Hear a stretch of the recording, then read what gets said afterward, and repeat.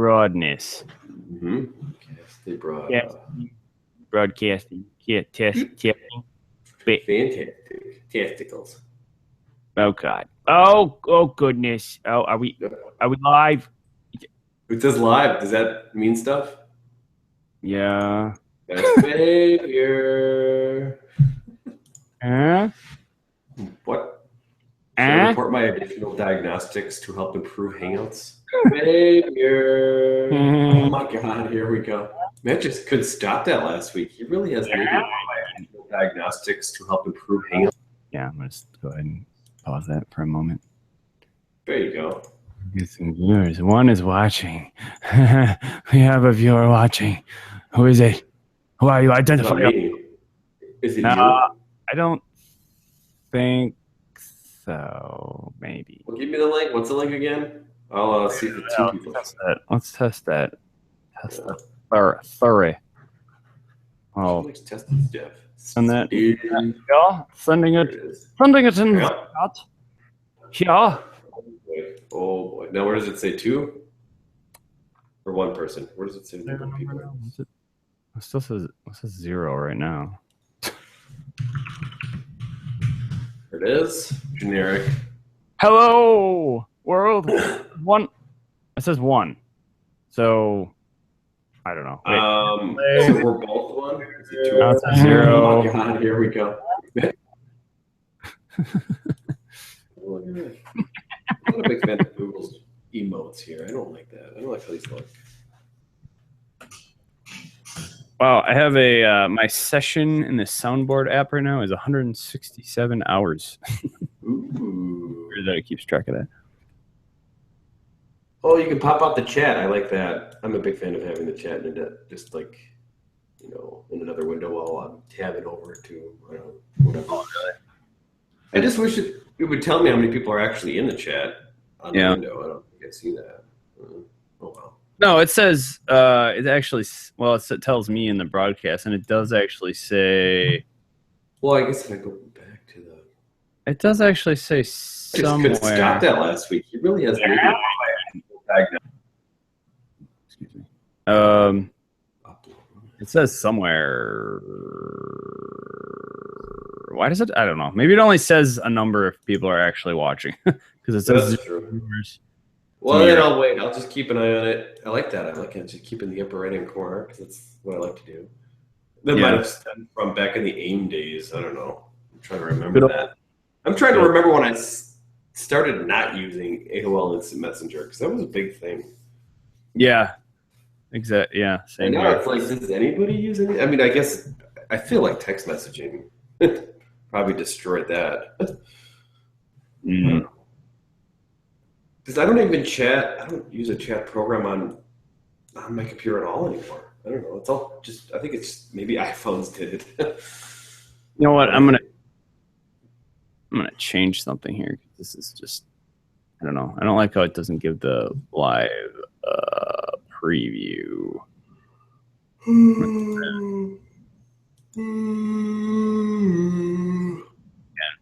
La la la la la. Tra la la la la la. Should probably watch Futurama. Let's keep going. Dr. Zoidberg. Good news, everybody.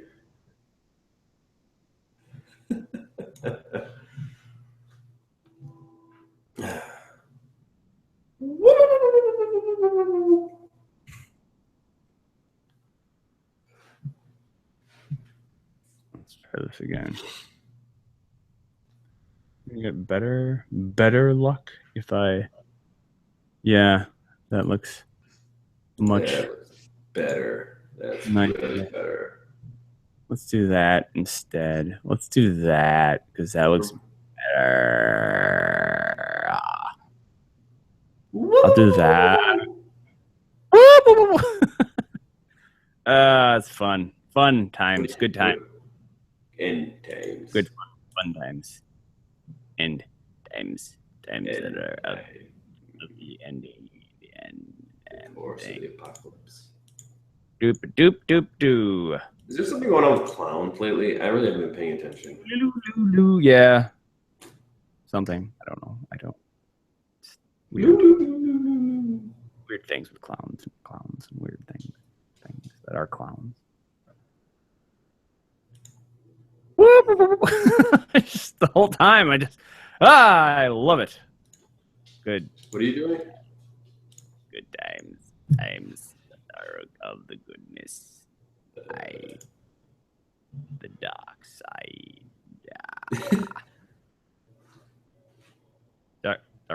Dark cider. Beer idea. Like a dark cider. Don't you? Go on. Wait, what?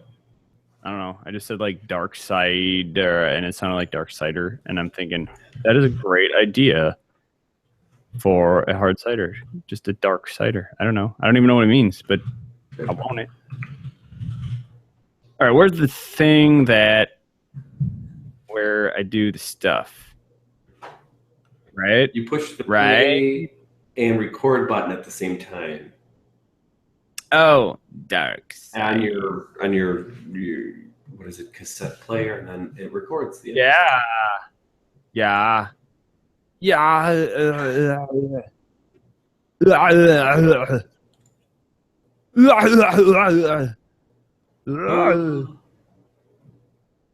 just crazy person. Oh boy. Oh boy. Crazy. I guess we should get going. We should do this thing. Silly me. Well, we got. Yeah, that's true. That's a good point. Yeah. All right. Sorry about the delay. Apologies for that. Bah, okay. CVS makes you pay for their crap. Oh my god. Okay. Yeah. Stupid crap paying for stuff. Well, I got that Star Trek one, I think. Maybe I'll try that. I don't know. Okay, whatever you think. Okay. All right. In. Three, two, one. You used to do that. And 3. 3, 2, 1.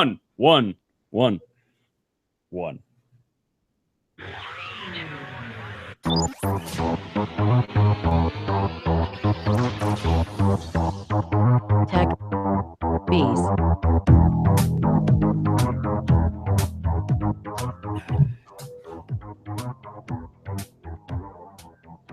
Hello. Welcome back to Tech. Easy. This is episode 64, Sunday, October 9th, 2016. It's not episode 600, Tony. What? Oh, that's right. Matt's not here. Can't blame it on him. Wait, what? Spoiler. What? Hey! Welcome back to Techies, the podcast about simplifying our lives one gadget at a time. My name is Shane, and I am joined by the other person on the end of this phone call, ? It's Tony. Tony, man, what is up this evening? Oh, not too much. Yeah, just plugging along, doing some home projects. Yeah. How about you? Anything new with you? Plug. Yeah, I had a show in up north last night. Well, it was northwest of where I currently reside here in Wisconsin. People already know that. They follow me on other shows and things and whatnots, I think. So it's okay for me to say that. And it was fun. Did a little band. There was a lot of bands. It was like 9 or 10 different bands playing. That was Oh boy. pretty fun. Which one were you into the list of? What order? It was Yeah, whatever. 7th or so, somewhere around there. Oh, that's Something nice. like that. Yeah. I enjoyed myself and had some nice Hawaiian style pizza there while I was your favorite. I like pineapple, but I just like it cold, and I don't like ham at all. So sounds like a lose-lose for me. Yeah, fair. You know, not everyone likes it. I understand. That's okay. Yeah, and I'm sure there's stuff you hate that I like, so it's whatever. There was also cake there. Carrot and There you go. chocolate. both. Yeah, Ooh. and then also other pizzas were happening. Oh, well, there you go. Should have led with that. Well, Okay. and we ordered the Hawaiian style prior to realizing that the band that was hosting this event they had already ordered some pizza. So, but they did not order Hawaiian style, and that is personally my favorite. So I was kind of okay with that. Do you think you like it more because not many people like it? No, I like it because I like it. I don't. No. Contrary to what you might think, Tony, people just have different, tastes and things like that. That's true. But I will say that my taste, some of my tastes are acquired and based off of just, being adventurous and trying different things. Not to say you haven't tried it before, Tony. I can't speak to anything unless I've tried it. That's my only stipulation. Some people, I think, maybe just think they don't like certain things and don't necessarily give a try. But that's neither here nor there. What we're talking about here, though, tonight is different sorts of technologies and whatnots, and not so much with the pizzas. Although we could have an episode about pizza tech, I suppose, if we really wanted to. That's true. Maybe not tonight. Out there. Yeah. Maybe for another day. All right. Well, Tony, are you drinking something? No, I just finished my thing of water, so I'm being pretty boring. You're not? Okay. Well, feel free to go get something while I'm discussing my article. But I am drinking a nice Cafe Karuba coffee here. It's good stuff. Yeah, that's right. Quick from Trip. the local Quick Trip. Right. I do. Free advertising. You're welcome, Quick Trip. Yeah, good stuff. I like their breakfast sandwiches. All around. They're just popping up everywhere lately. I like it. They are. As I continue to refer to them, the Cadillac of gas stations, but really kind of the I don't know what else you might call them, but there's so many different things you can get there, and all the fun, all the fixins, right? Oh yeah, they have a lot of good stuff, fresh stuff. Just chicken sandwiches too. I don't know, and I don't know where they're. If they're Midwestern based mostly, or where else they're prevalent. So, hey, let us know if if you're out of state, maybe if you're West Coast and you have Quick Trips there, let us know. I have no idea. Do you know? I don't. No, I don't know. I like them. That's about it. Yeah, good stuff. All right. Well, without further ado, let's jump into the news. News.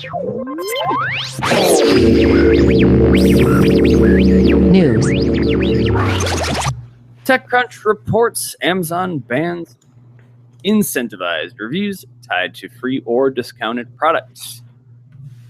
So as of October 3rd, which was the time this article was written, that was a little over a week ago now, or like a week ago.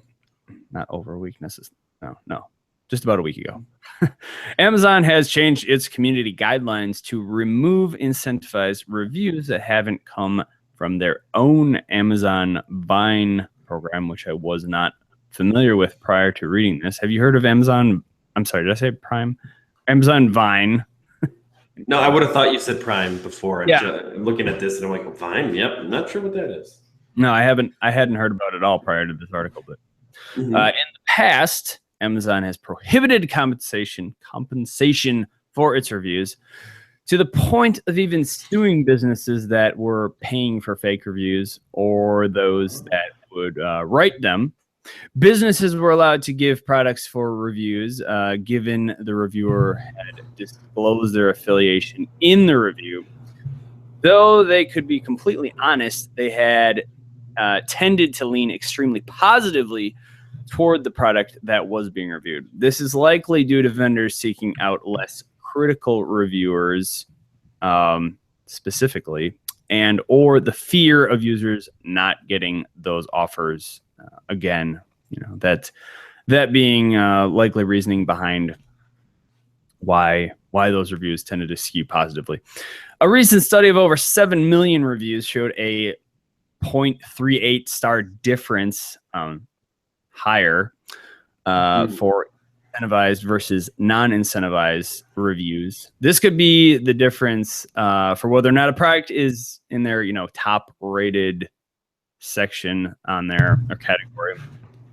Which, yeah, I've seen this firsthand for sure. At least I believe I have. The same study found reviewers that were incentivized were 12 times less likely to give a 1-star rating and 4 times less likely to leave any critical review at all. What? Incentivized reviewers have written an average of 232 reviews when compared to the 31 for those that weren't incentivized.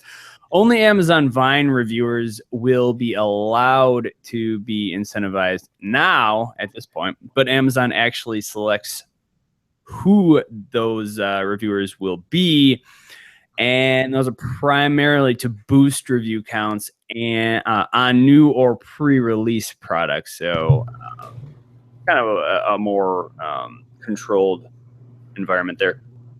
Amazon also states that they don't actually incentivize positive ratings or require reviews at all, while limited to Vine reviewers. While limited the Vine reviews for a product. I'm trying to figure out what I wrote there exactly.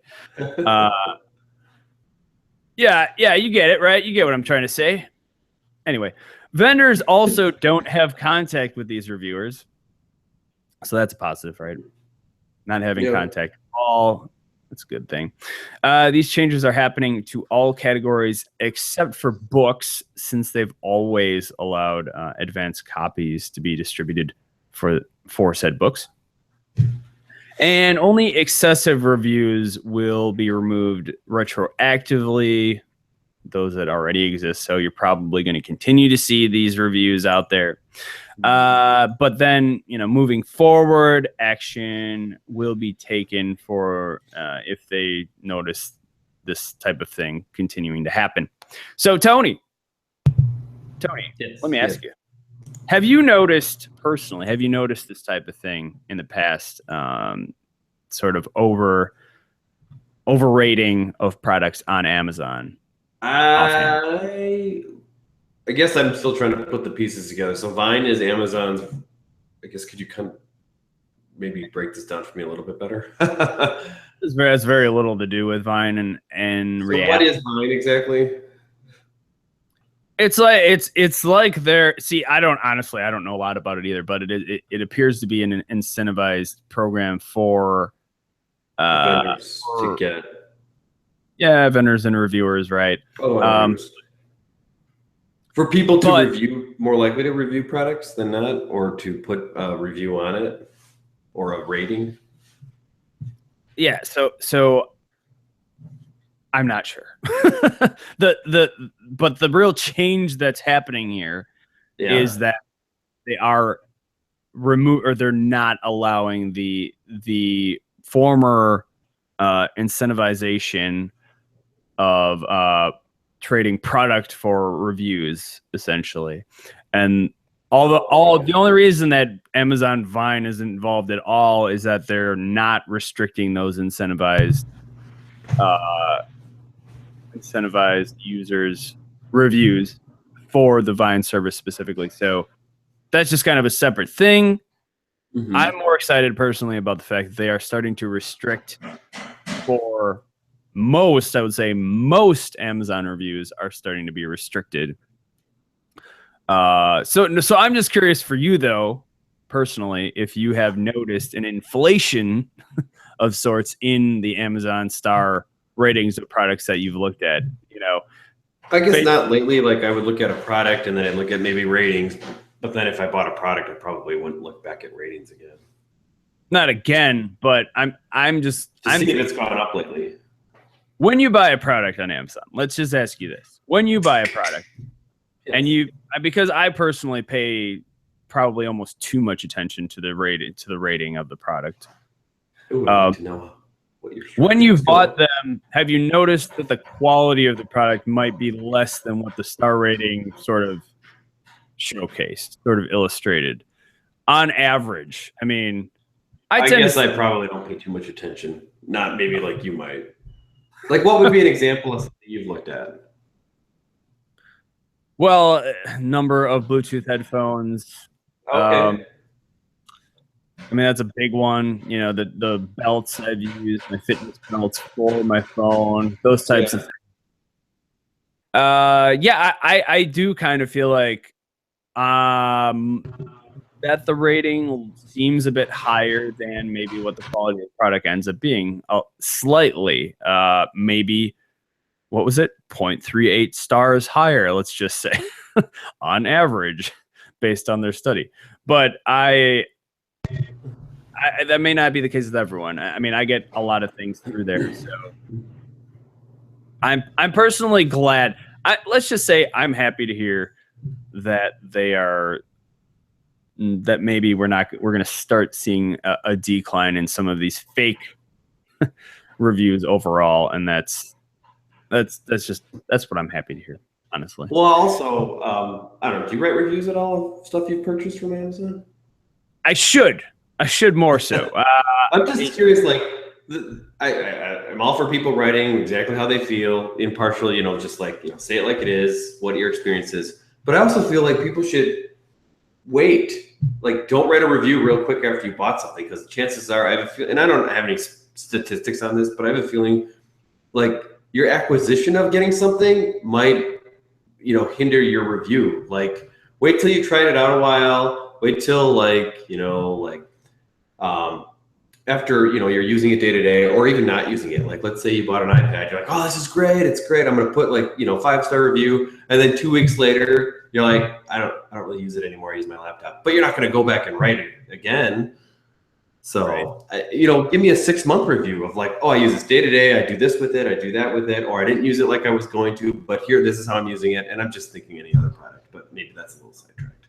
But I want a real review. I feel like people just jump the gun sometimes with writing a review. Okay, so I just wanted to go back, and I think I finally figured out what the heck I was trying to say before. While limiting, so what they do is they limit the number of Vine reviews that are Vine reviewers. The number of Vine reviewers is limited per product. Okay, that's what I was trying to tell people before. Nice. Yeah. So anyway, I think it's a good thing. I definitely think it's a good thing, and the reason I put it in here is because I feel like it's gonna help people and make things easier for them in general, getting better quality products on average, and I'm happy to see it happen. So anyway, Tony, let's maybe have you start talking about what you're going to be talking about tonight. What do you think? You want to talk about stuff?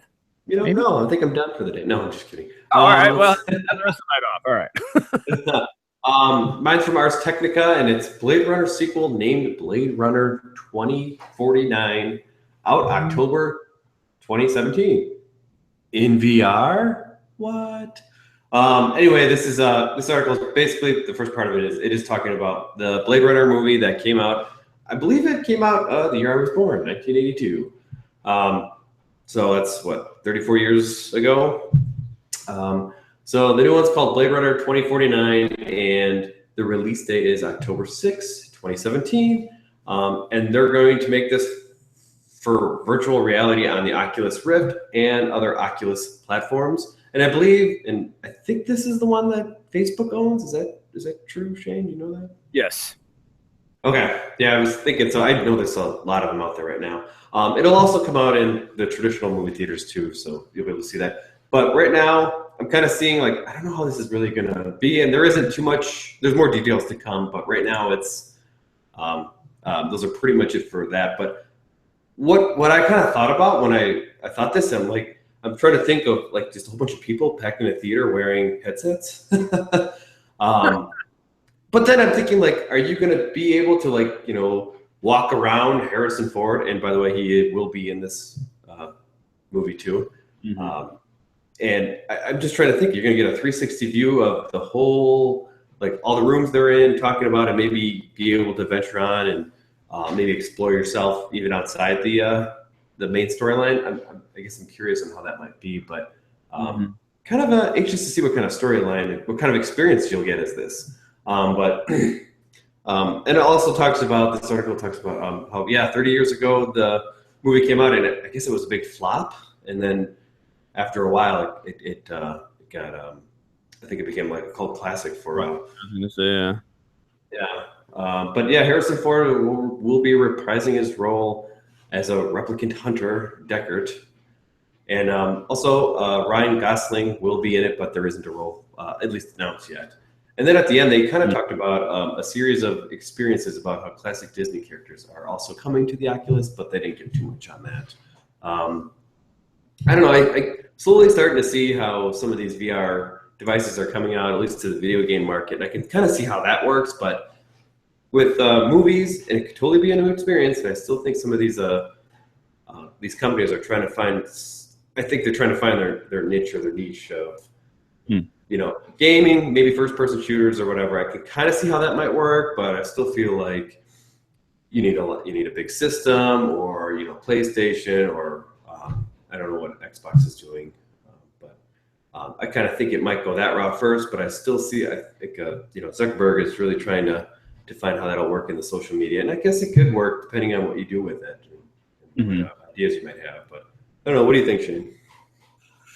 Well, in terms of the VR thing, I still question it.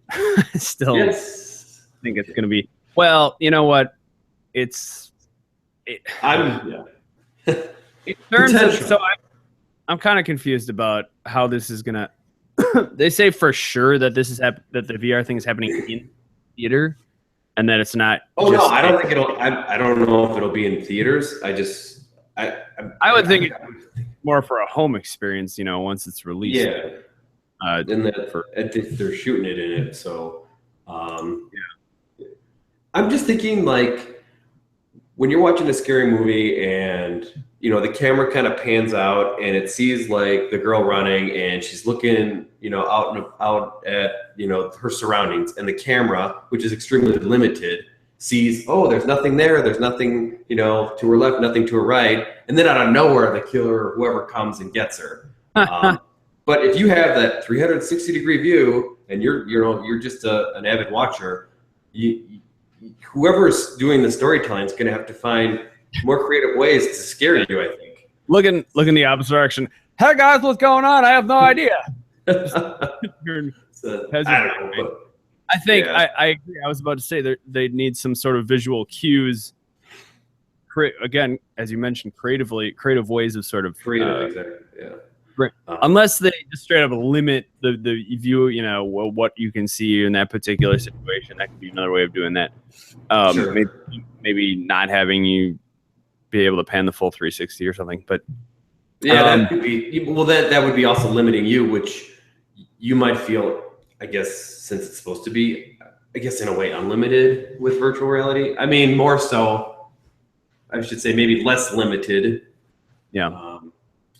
Then, I guess, they'll still have to try to find a way. If it's, storytelling wise, which it's a whole new bag of worms, I guess. So one thing, bag of worms. What was it? That doesn't sound. What was I going for there? Can of worm. Can of worm. Yeah. Another idea I had is when someone's coming up to a road and the guy looks right, and then the camera looks right, and the guy looks left, and then there's no car coming, and then as soon as he takes that step out, boom, the semi comes and hits him. This is probably very negative references I'm making. I'm trying to think, like, if you have a 360-degree world where, again, you're the spectator, things like that aren't going to happen. You're not going to be able to get that scare, I think. Yeah. Again, more creative, but maybe it's there. I don't know. What do you think? Yeah, so you made me think of another idea also. Sure. And I wonder, I think this is a potential thing, right? So I was about to say that I feel like the whole VR thing is reminds me of 3D, 3D glasses, and how that kind of has made a comeback, and it's done arguably fairly. I mean, it's been fairly successful, right? At least this time. I think so. But at the same time, so I could see it maybe becoming that, but at the same time, it is kind of limited in the sense that you probably aren't going to be able to have these things in the theater. So in a lot of cases, they might have to wait for home. What I want to know then is, how long do you think it's going to be before you're going to start seeing essentially businesses that are able, maybe they somehow get the rights to be able to, and when I say businesses, I mean movie theater style businesses that are allowed to have a set of VR devices and to essentially show the movie on those at the time that theaters are able to do so. And I wonder if that is maybe what their ultimate goal is here, is to have, maybe that's a thing. Maybe that's a thing in the future, is to have device, like the 3D glasses, you're able to instead rent essentially a VR headset that you can then watch at that time. And I could kind of see that being a thing, maybe. But again, maybe it'll be more of a fad, or maybe it'll take over completely. I don't know. It's hard to say, right? That's true. You're not going to get traditional movie theaters to go away, but at the same time, I mean, things like drive-in movie theaters have gone completely away at this point, right? Or nearly completely away. So yeah, that's really to say.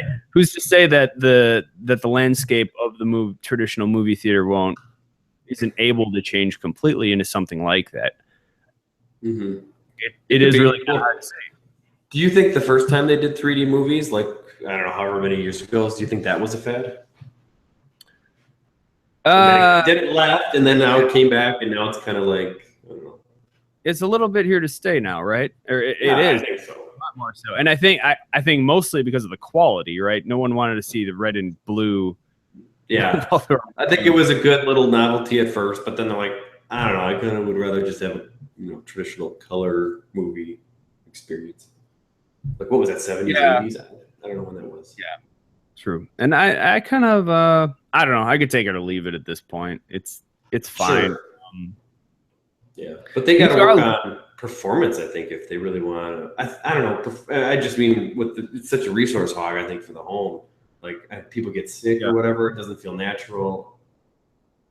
Right. Yeah, exactly. That was part of my issue with it, I think, as well. I've never even tried it yet. Oh, yeah. You didn't get to try mine?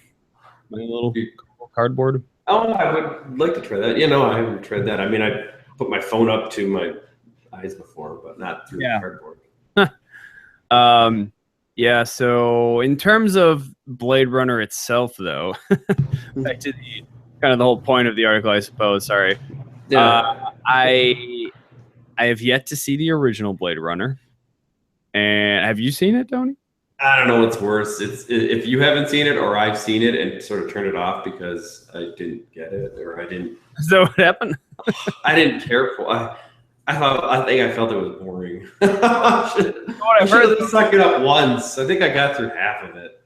What I've heard though is that there's different versions, and there was a director's cut that I was. And there's one called Final Cut. I've heard too that might be the best one.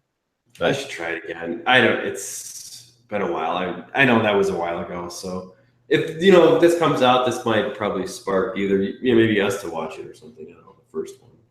I mean, and I did listen to the Film Sack episode reviewing this one, and so I guess I've learned for whatever reason I'm one of the people that listens to that, even if I haven't seen it. But I do enjoy those, and I think I've learned a fair amount about the plot of the movie at this point. About did they like it?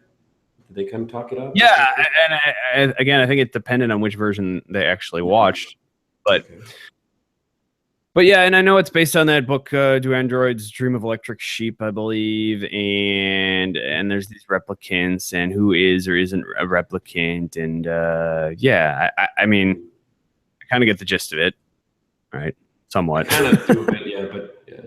I certainly think I'll understand it better once I actually finally go ahead and take the plunge and just sit down and see it. But Ridley Scott did it. I don't think he's going to do this new one. the thing that I'm still curious about is, I mean, I've heard that maybe it's a prequel. Do you know if that's the case? If the original is a prequel? No, if this new one is a prequel, which doesn't make sense. This sets 30 years after the first one. All right, I guess not. But one of the things they also brought up on Film Sack is whether or not they cell phones weren't in the old one, right? And now it's 30 years after that, and that was already. Oh, let's see if I can do math here. 2019, I guess, right? If it's 30 years, the original one. We're coming up to that. Yeah, well, and we're past the Back to the Future date, so this is just going to keep happening. It is. Well past, I think, original Terminator 2 dates and past what else was there? Like Independence. No, that one was actually supposed to be the same date, but yeah. Anyway. So yeah, I want to say 97 was part of T2, but anyway. So Harrison Ford, I always enjoy watching him, and I'm glad he was in Force Awakens. I'm glad he's in this. Looking forward to seeing him more. And I think he's still going to do another Indiana Jones. So, nice. He's trying to get as much in maybe as he can before he retires. I would imagine at this point, but still kind of sad they didn't have Sean Connery in Crystal Skull as fantastic of a movie as that was. Nice. Then again, I like the Star Wars prequels, but that was different. Yeah. I kind of enjoyed Crystal Skull a little bit, but everyone always says the biggest thing of all, and if you haven't seen it, close your ears. But yeah, the alien thing obviously is always the thing. So anyway, I guess that's probably enough about that. Hey, sure. Yeah, I think that's about it. Sure. We can be done talking about the Blade Runners and the whatnots and the doodads and the whatchamacallits and the thingamajigs. Yeah, let's do this. What do you think? Let's dive right into the next segment of the evening. Let's do it. XP Boost. Okay, so now what we're talking about here. We're talking about on our XP Boost. You know what we're talking about? Tony, do you know what we're talking about? I think so, because I have access to the show notes. Oh, boy. We're, as promised, we're going to talk about the iPhone 7. Yeah! Still fairly new. Within the last month, I think it has come out, right? Yeah, pre-order dates and ship dates. I kind of sometimes I get. It's only been a few weeks at this point, but yeah. So the model that I have in my hand right here is the Jet Black 128 gigabyte model. So there are, well, first and foremost, I try to kind of put these in the order of importance, and I mainly wanted to just go over the improvements to the previous models, or previous model, because I think that's the thing most people are interested in. And I for whatever reason, like previous iPhones that I've had, sometimes I actually have trouble remembering what exactly has improved about it. So now I have pretty much everything laid out here, the improvements over the 6S model. And so there's double storage in this one. They did, rather than the 16, 64, and 128, there's now 32, 128, and 256 gigabytes. Those are your options, except for in the case of the Jet Black, which they are limiting to 128 and 256. You cannot get the Jet Black in 32 gigabytes, apparently, for whatever reason. And that may just be because the process behind the Jet Black is more complex. It's sort of the new thing. It gives it this shine. to it and everything. Kind of gives it a similar glass shine across the entire thing.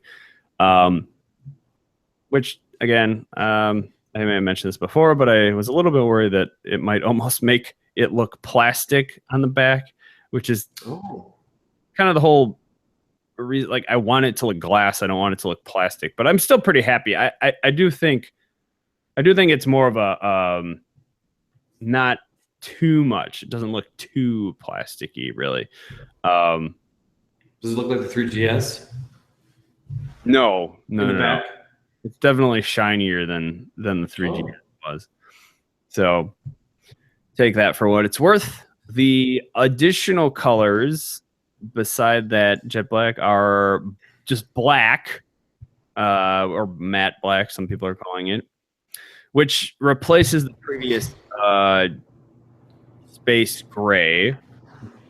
So you cannot get this in space gray.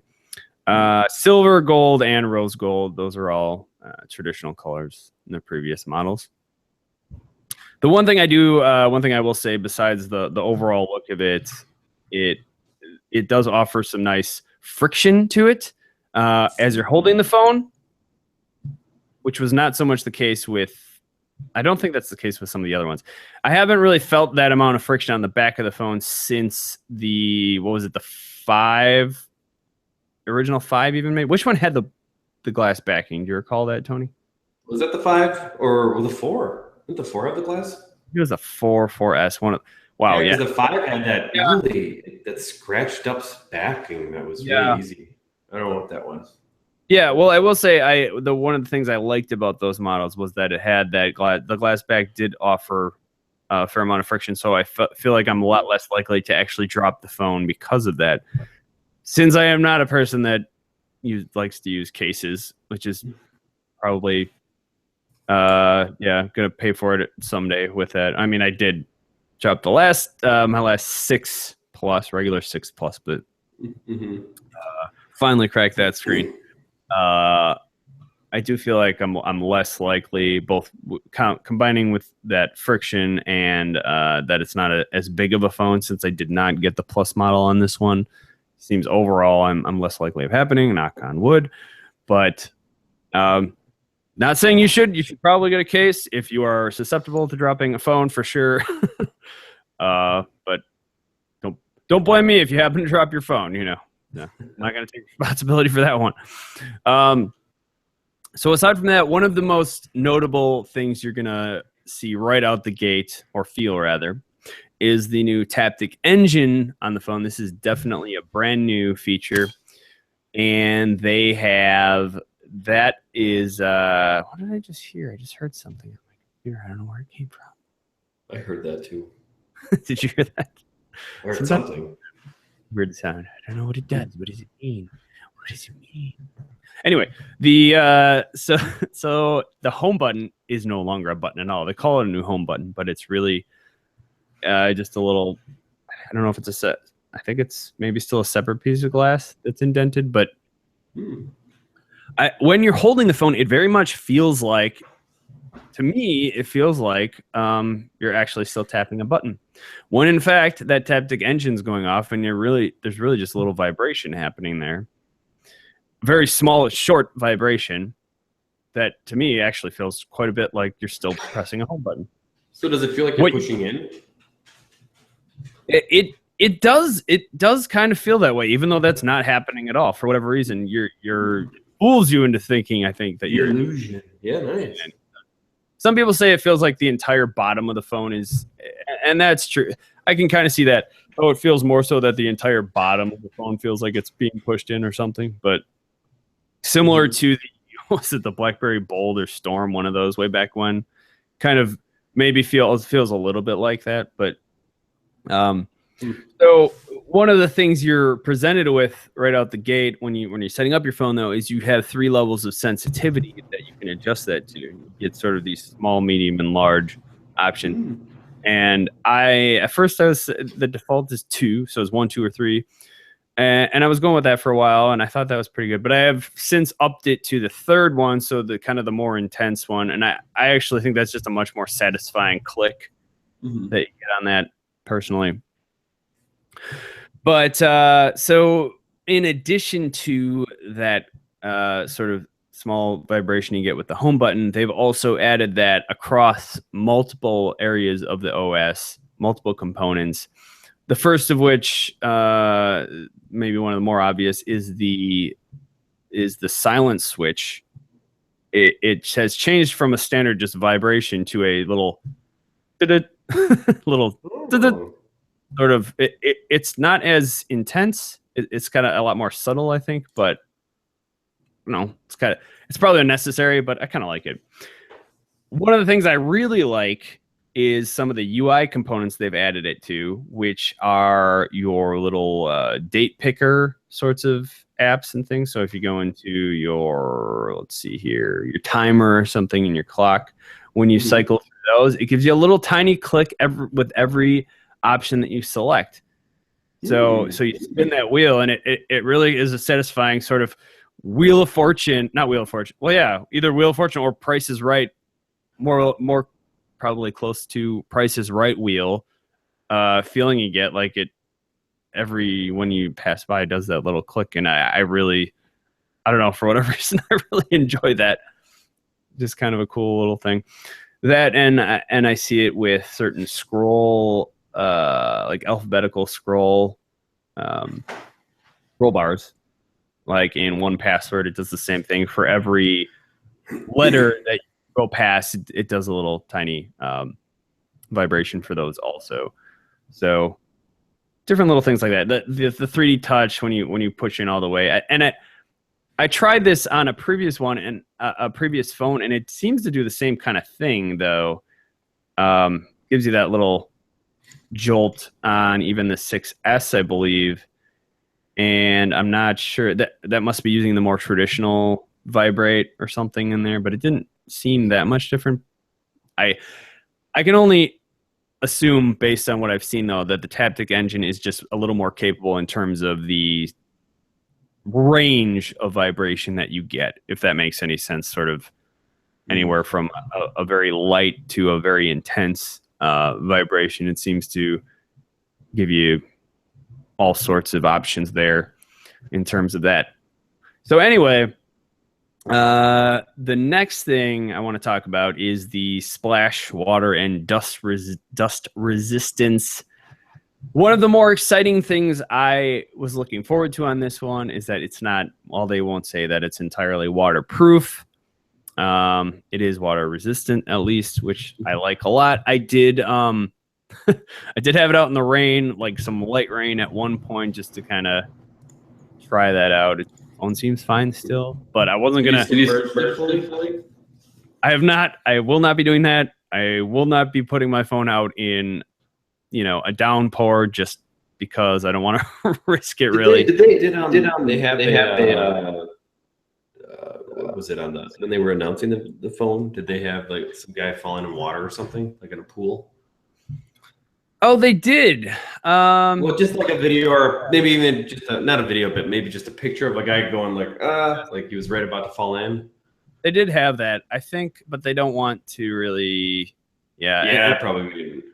The commercial has a guy running with it as a sprinkler is going by, and there was those tests. I think you even showed me, Tony. There was tests, even the previous 6S, I think, or the 6. Yes. So I think they've been working on this for a while. Really, my 5 was submerged quickly, I should say, but it was submerged, and I did the rice thing. It was fine. 5 was. Yeah, my 5. Regular 5. Wow. Okay. Regular 5. So I think they've been. I don't think they can say out and out fully. I think there's some sort of liability thing with that, or everybody would say, "Hey, I need a new phone. It's broken." So I'm sure there's something with that. I think you're going to see it on the next one, though. Probably what they just announced with the Apple Watch Series 2. Yeah. I think they're probably going to be doing something similar along those lines with the whatever it is, 7S model, or maybe who knows what they're going to call it at this point. But next year, yeah. A lot of speculation on that one for next year's model. Yeah. Let's start the speculation now. They started too soon. I just like that, that's one less thing I really have to worry about, though, is water damage to the phone. So happy to hear that. Mm-hmm. Not not gonna purposely submerge it or anything like that. Even though I have done that with like my waterproof Bluetooth speaker, I did I did test that and in the water, put that in the water as it was playing, and that was great. That seemed to work just fine still. But not going to do it for a product that doesn't claim to be fully waterproof for sure. Nor probably anything that's expensive. But I don't know what the difference though between splash and water resistant. I mean, splash means if you just splash something on it, maybe other than just water is what they're kind of going for there. If you spill soda or something on it, I'm guessing maybe that's why they don't just say water there. But then the dust resistance, I don't really understand that one too much either. I mean, I understand what they're going for, but and I will say I have actually haven't noticed dust on it so much. I guess I'd say less than usual, but I would be curious if Tony, for instance. Well, first of all, Tony, you haven't told me you don't have the 7 yet, do you? I do not have the 7. Okay. Just waiting on some things. We'll see. And then part of me is not sure I want to do it. Part of me is, I don't know. So you currently are rocking the which one? 6. Regular 6. Okay. And Regular what 6, 64 Just gigs. looking at your phone right now. Just looking at your phone right now. Do you see any dust at all anywhere on there offhand? Every time, and this happened with the lightning cable, whenever they switched to that, and for I think a while after I had whatever I had before this one, probably the 5, I would notice that it wouldn't charge a lot. I'd have to finagle the cord in, and then it would start charging. I took it to the Apple store because I think it was under the year, so then they'll do whatever under the year. The guy basically took a paper clip, or like the Apple issued paper clip, looked like a regular paper clip to me, but he said something different, whatever. He basically just took it around the little lightning cable port, and he took all this dust in. I guess you could say maybe more lint, but there's some dust in there too. So I feel like that's really where it only accumulates. And then headphone jack in the same thing too. Obviously, we don't have that issue with this one, but and you'll probably get to that in a bit. But yeah, I had some problems getting headphones in one time too with that. I think 3.5 headphone jack. So yeah, those are the only 2 places where I've seen, I guess, dust or lint accumulate. Maybe into lint. Maybe it starts off as dust and it just balls up. But I was surprised at how much out he took. And then after that, I was able to charge it without any issues. And I feel like that's the only thing with pretty much lightning. If I had to give any kind of issue with lightning, it would be just how. And I always keep my phone in my pocket, so maybe there's something there with that too. Yeah, I've actually noticed the exact same thing on my previous phones with the lint. And I myself have done the paperclip thing, as a matter of fact. I do it now myself too. I don't care. He's like, don't do this. You should always have someone like us do it. I'm like, I'm not gonna. Yeah, I mean, I turned my phone off, I think, before I did it. But I don't even do that. I think it's fine. I'm not going to take responsibility if your phone breaks. Sure, yeah. Do it at your own risk. Yeah. At your own risk, for sure. Mm-hmm. Turn your phone off before you do it, for sure. But it seemed fine. And I probably could have warned you about that. I don't know how long ago that happened to you, but. That was when I had my first year I had it. Oh, okay. Yeah. So that was a long time ago. But was that the first one that had the Lightning, or did 4S have it? I don't know what year Lightning came. I think it was the 5, yeah. Yeah. But I will say, I don't know for sure if that's what they're referring to. Is the lint sort of? Oh, I don't think so. Yeah, I don't know. I feel like mostly the screen that's dust resistant. Well, the back and the screen. So that one's not as important to me for that reason. If it for whatever reason prohibits lint from going in my lightning connector, that's great. Yeah. But I don't think that's really what they're going for with that one. Like, it's not going to. I don't think so. Yeah, maybe it's not going to prevent not giant, but big chunks of, of dust. I guess that's my only experience with so-called lint or dust, but maybe dust in speakers. I don't know, or microphone. I mean, the whole material. It's supposed to have that kind of coating across, around the whole. So we'll see. Yeah, I mean, I haven't noticed a lot of dust on it, so I guess that's a good thing. But Yeah.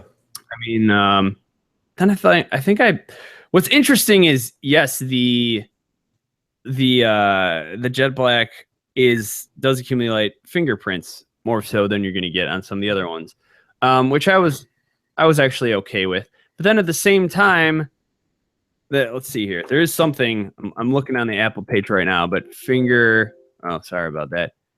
So it also says it's fingerprint resistant oleophobic coating at the same time. So I don't, that's kind of backwards, but I don't know how it has a fingerprint resistant coating if it also attracts more fingerprints on the jet black, but maybe that's kind of why they had to add it or something. I'm not sure about that one. But anyway, moving on to the camera here. That is a 7 megapixel front-facing camera, or as they refer to it, the FaceTime camera, versus on the 6S, they had a 6S and the 6 Plus had a 5 megapixel on that one, as well as apparently a wide color capture. Not too sure what that really refers to. Apparently, it must capture more color than the previous model.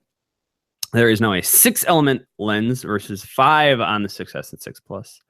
Quad LED True Tone flash, which they did, I recall, that they pointed out in the keynote as well. They show the 4 different quadrants of that flash instead of the True Tone on the 6S and 6S Plus, which, Tony, can you see, if you look on the back of your phone, how many sort of sections are on that flash itself? Is it 2? Is it divided like top and bottom? Can you kind of tell, or no? Yeah, it looks like top and bottom. I don't know. All right, so it's when they say. Can you see it there? Probably not. Not so much. Focus. But probably not. I don't know if we could see that, but let's just say it was 2 on the 2. I think it looks like 2. Yeah. Okay, we'll go with that. Sure. Optical image stabilization is new for video, which was not available on the standard 6S. It was there on the 6S Plus, however. Mm-hmm. Yep. Another new thing. So I didn't hear about this one, but body and face detection instead of the just strictly face detection on the 6S and 6S. I didn't Plus. hear that either. That's interesting. The addition of body detection, apparently. And I was kind of confused. So I guess 1080p video recording is new, and that it was only capable of recording. Does that even sound right? I thought we've been able to record 1080p for a while, but according to Apple's own website, it says it was only 720p on the 6S and the 6S Plus. So I don't know. Take that for what it's worth, if you want to believe their own site. But I'm gonna double check on that one here, but pretty confident on that one. 720. Let's see. What we got here? Oh, okay. All right. I see what I meant to say. And that is the case, but that is strictly for the FaceTime camera. The front-facing camera is now capable of doing the 1080p. That was not the case with the front-facing camera on the 6S and the 6S Plus. That was only 720 prior to this. So there you go. There is let's see. You know what? I'm going to actually move something around here because I don't think this is as important. But the stereo speakers, I think, is kind of the next coolest feature of this phone. It's not exactly so much a traditional stereo. It's coming out of basically your headset, your where you normally would talk into your phone, that your what do you call it? Handset? The earpiece, the ear portion, where your ear goes, is where the left speaker, or well, it could be left or right, whichever side it may be, the opposite end of the phone that now has a second speaker, whereas your other one, if you're looking straight on portrait style at the phone, still has the right side. The right bottom side is still your the original Thank you, Tony. It's still the original speaker also. So kind of the disadvantage there is you're not going to get both kind of sort of coming out directly at you. And I actually have a coworker who was telling me he has a case that sort of does project in for one of the previous iPhones projects that sound forward. At least I think it was an iPhone, but it sort of takes that outward facing sound and it allows it to sort of come forward by having those holes in the case coming out at you instead. So I don't think that's really a huge deal, but I will say that I found the stereo on this to be pretty decent. I think there is a noticeable sound difference, sound improvement overall by adding that second speaker. I wouldn't say it's super, makes a huge difference, but I think overall quality improvement there going on. Yeah. The battery life, and this is something what they said it was in terms of numbers that you're really going to notice. It was 2 hours more on average for the 7 and 1 hour more for the Plus model.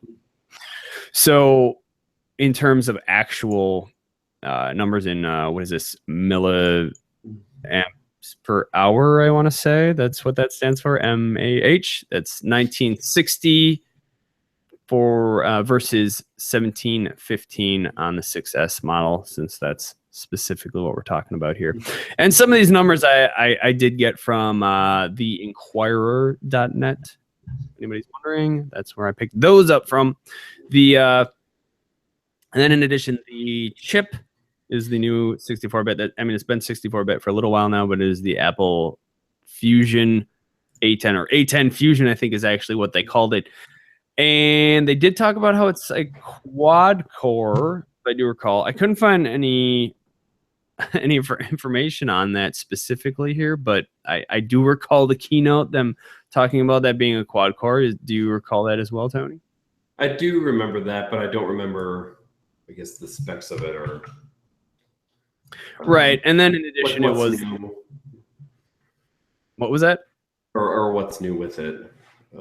It's faster. Like every other, I think. Oh yeah, what did they say? They had a chart. A10 Fusion is. Let's see. I just want to see if I can't find the chart about that one here real quick. There should be a.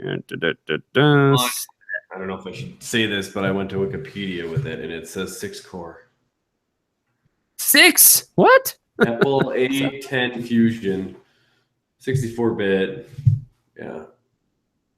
So I wonder if that's because it also has the M10, the motion processor in there. I wonder if 2 of those cores are designated to that or something along those lines. Oh, yeah. Now some of that's starting to come back. I thought they said something that some other cores were something else.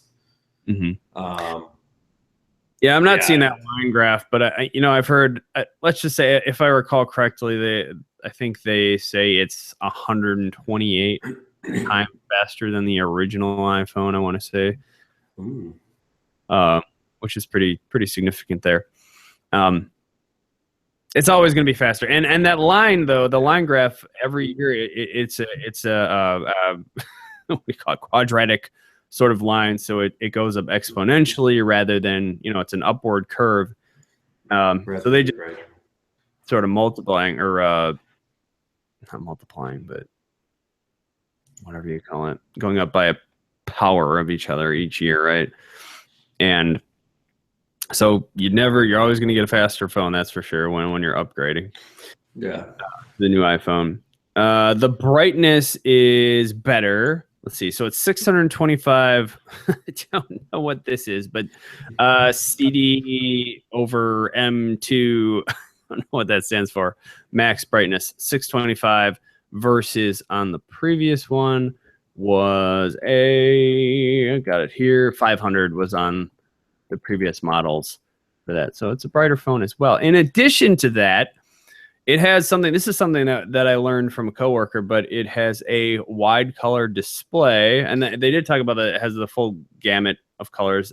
Phil Schiller in the keynote also talked about that, and that's another name for that is P3, I guess, versus in the previous one the full sRGB standard colors. And I did find a website, and I tested this out, but it was really interesting. They have certain tests.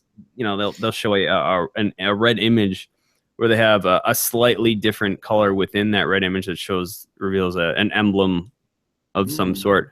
And certain phones are even able to distinguish between the two colors. And I can say honestly that the colors are just overall much more vibrant, at least than the previous iPhones for sure. But I did test this weekend in fact, this morning I tested this on a friend's iPhone. Sorry, they're a different Android phone. I can't remember offhand what it was, but he could also see those same colors. So he must have this must be a common thing that's happening on phones, that they're starting to allow you to see more colors. That's really what it comes down to is, I think up until recently, you weren't necessarily seeing all the full color spectrum that your eyes were able to see on a phone. And now that was one of the big things, one of the big improvements on this phone. So then last but not least, hey, there's no headphone jack on this phone. If you haven't heard, this is a huge feature. But I will say, I will give them credit. They did provide the adapter. They included the adapter in the case, which is more than I can say was the case when they switched over to the Lightning. They that's true. Mm-hmm. They did not do that. But in addition to that, the headphones that it comes with also has a Lightning connector. So I think that's great. I think it's worked out pretty well. Except for the times that I have not had that adapter with me, or I haven't had a pair of headphones that have the adapter on them. I do keep the adapter plugged into my nice pair of earphones, and that works out really well as long as I have those with me. If I don't have them for whatever reason, then I'm pretty much SOL. But that goes along with those, and maybe I should keep the backup pair of headphones that have the Lightning connector built into it, at work or something, just so I have it there when I need them. But it hasn't been, other than that, it's been fine. I think I'm overall pretty okay with that move on their part. Overall, though, really enjoying the phone. And Tony, let's see here. You've got you sent over something here. What is all this? This is all candela per square meter. That's your CD over M2. Yeah. Okay, over M squared. Sorry, it talks about that with nits, I think. Candela per square meter. Right. That's what that is. That sounds like candle power. Hey. Yeah, I think it was like one candle equals this much luminosity or brightness. You could say, I suppose. Nice. Yeah, I don't know too much about something like that. It's a formula, yeah. I guess one NT equals one CD over M2, and an NT is a nit. And I think they talked about nits on the Apple Watch. Because the second one's brighter. Did you get your Apple Watch yet? No, still at the end of this month. I think it's supposed to be coming, but yeah. All right. Well, I think that's about it for the iPhone. Yeah, I guess I didn't give it a rating here, but you know what? I'm gonna because I'm such an Apple fanboy. I think I'm gonna go ahead and give it 5 out of 5 stars. Yeah. Apple fanboy.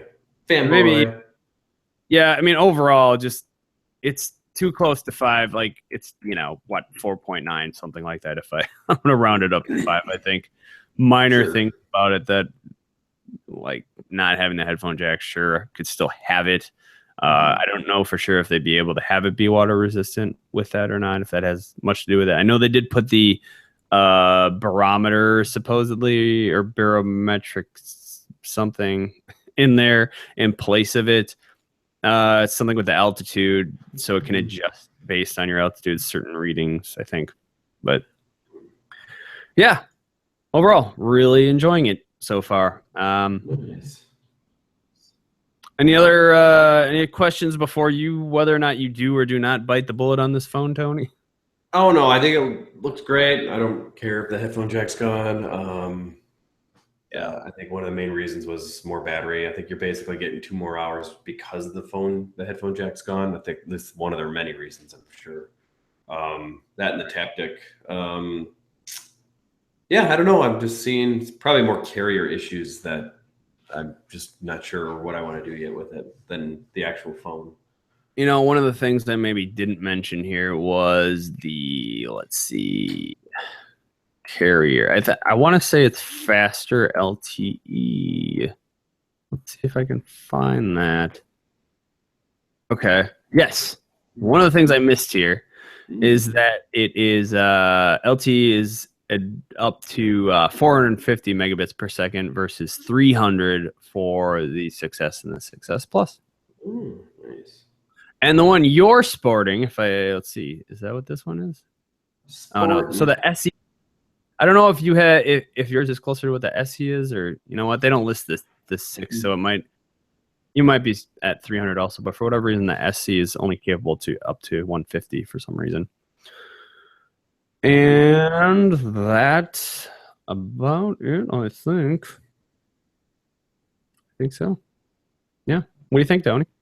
Yeah, I think that's about it. I think that's a wrap. That's a wrap. Yeah, Well, job. hey, if you would like to reach us, you can find us at niceguyNetwork.com/techies. Leave us a rating on iTunes. Do a little search in there for Techies Podcast. That's where we're found. Please leave us a rating of some kind. We'll take it. We'll take whatever you got. Preferably 5 stars. Yeah, 5 stars, but we'll take anything. We are on Stitcher. You can still find us on Alpha Geek Radio over there. You might not be able to find us live at this point right now, but I believe we're still being linked. I think Todd over there actually has linked us up to our new, since we've started doing this through YouTube. So I think we're probably going to continue doing that, and I appreciate him keeping us in mind, linking us up on there. And but we're still trying to do the 6-7 Central thing. I think mostly, even though tonight we were maybe slightly earlier, although we ran a little bit late, so it's maybe closer to the traditional time. But you can find us on there. Our what are we on? We're on YouTube.com/ find it actually. Nice Guy Network, maybe. I want to make sure I can get there. No. Yes. Wait. No. Yes. Yes. No. Maybe. Still new to this whole thing. Let's go here. YouTube.com/ probably do a little searching here. Let's try to find it. I mean, I'm pretty sure that's what it is. YouTube.com/ I don't know. Why is this so difficult to find? That's right. YouTube.com/NiceGuyNetwork. YouTube.com/NiceGuy. Is that it? I can't even tell. Is this us? Huh? No. What's happening? What? How about YouTube.com/NiceGuyNetwork LLC? No? Can't find us. Where are we, Tony? Easy. All right. For now, just do a search for Nice Guy Network while you're on YouTube. That's where you can find us. In the meantime, I still have to link all that up through the website too. But this is once again wonderful radio right here. Just fantastic. But anyway, our email address is techiespodcast@gmail.com. You can find us on both Facebook and Twitter at Techies Podcast. Nice. Tony, you know this is the part of the show where I ask you about social media and you tell me you don't use it. Yeah, and today's no different. All right, fantastic. Well, I suppose doing a podcast kind of, does that fall under the line of social media? I don't know. I guess you could say But, that. I don't know. Maybe I'll try to throw Twitter back on again. I was just telling people today, though, or talking to someone today about how, Twitter's, honestly, it's kind of dying at the same time. It feels like. Isn't it? Yeah, I don't know. Aren't they? Someone's going to buy them. I thought I heard a rumor. I don't know. Facebook's really kind of killing it lately, too. They just kind of do it all. I don't know. They do it all, and they're trying to, keep an eye on the future, too, with Oculus and all this other stuff. But even them, I don't know if I use too much. So, Yeah. But they're all right. I don't know. Everyone's fine. Okay. All right. Well, thanks, everyone, for listening to this year episode. Tony, thank you, sir. You can find me, by the way, at Shave Maddox on Twitter if you'd like to check that out. Thanks for listening, everyone. Much appreciated. And until next time, take her easy. Take her easy.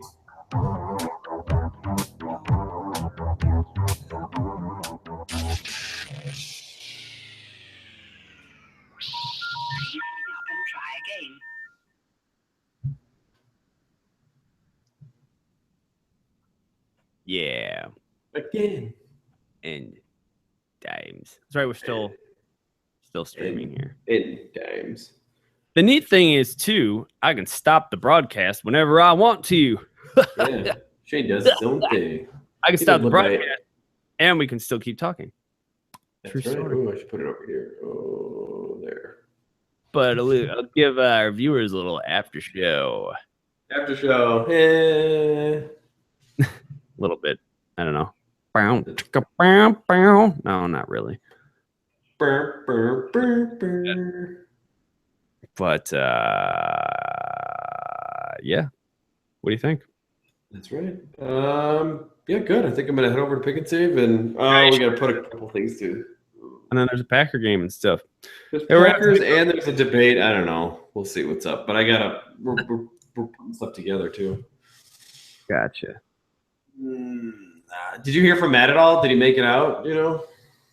Oh yeah, I believe so. Yes.